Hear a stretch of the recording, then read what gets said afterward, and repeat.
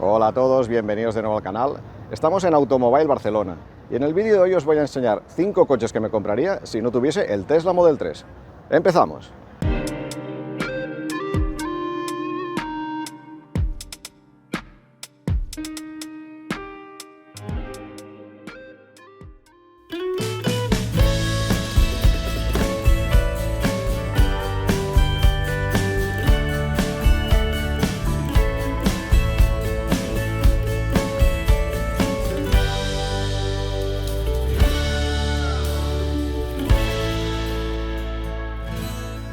Bueno, antes de empezar el tour os voy a explicar cuál ha sido mi criterio a la hora de escoger estos coches. A diferencia de hace 2 años cuando me compré el Tesla Model 3, a día de hoy hay un abanico de coches eléctricos un poco más grande. Por tanto, cuando vamos a comprar un coche hay que tener un poco claras una serie de cosas. Por ejemplo, el precio, cuánto estamos dispuestos a gastarnos. En la selección de coches de hoy he cogido precios de 50.000 euros hacia abajo. El Tesla Standard Range que me compré yo en su momento valía 45.000. Pasado el tiempo lo subieron a 50.000 y ahora lo han vuelto a bajar muchísimo de precio y está en 40.000 euros. En este rango de precios, entre 40.000 y 50.000 euros, serán los coches que vamos a ver. Otro parámetro importante para mí era el tema de la autonomía. Yo he cogido coches de como mínimo 400 kilómetros de autonomía, porque he visto que en mi caso, y creo que en el caso de gran mayoría de vosotros, con 400 kilómetros no hay problema alguno con tener un coche eléctrico, porque en el día a día, incluso para los fines de semana, con 400 kilómetros tenemos más que suficientes. En el coche eléctrico ya sabéis que los 400 kilómetros son un poco relativos. Si hacéis vías rápidas, estos 400 kilómetros se van a convertir en 300 tal vez. Pero aún así, creo que la gran mayoría de personas con este rango de autonomía tienen más que suficiente. Y si estás haciendo un viaje, pues nos implicará que cada 2 horas, 2 horas y media, pues tendremos que parar.